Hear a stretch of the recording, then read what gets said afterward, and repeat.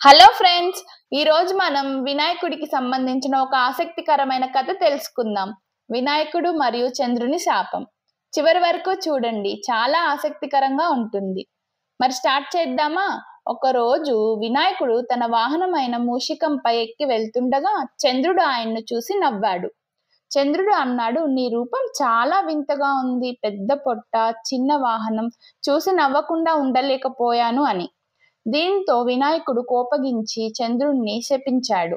నన్ను ఎగతాళి చేసినందుకు ఇకపై నిన్ను చూసిన వారు అపవాదాలు, అబద్ధాల సమస్యలు ఎదుర్కోవాల్సి వస్తుంది అని. అప్పట్నుంచి భాద్రపద శుక్ల చవితి రోజున చంద్రుణ్ణి చూడడం అశుభం అనే నమ్మకం ఏర్పడింది. చంద్రుడు తన తప్పు తెలుసుకుని వినాయకుడిని క్షమాపణ కోరాడు. అప్పుడు వినాయకుడు శాపాన్ని కొంత తగ్గించాడు.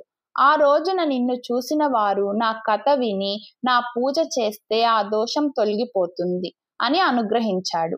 ఈ కథ మనకు చెప్పేది, ఎవ్వరినీ ఎగతాళి చేయకూడదు. అలాగే వినాయకుడి పూజతో మన దోషాలు తొలగుతాయని విశ్వాసం.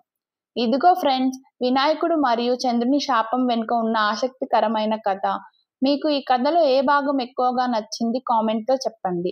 వీడియో నచ్చితే లైక్ చేయండి, మీ ఫ్రెండ్స్తో షేర్ చేయండి. మరిన్ని వినాయకుడి కథలు మరియు ఆసక్తికరమైన విషయాల కోసం సబ్స్క్రైబ్ చేయడం మర్చిపోవద్దు.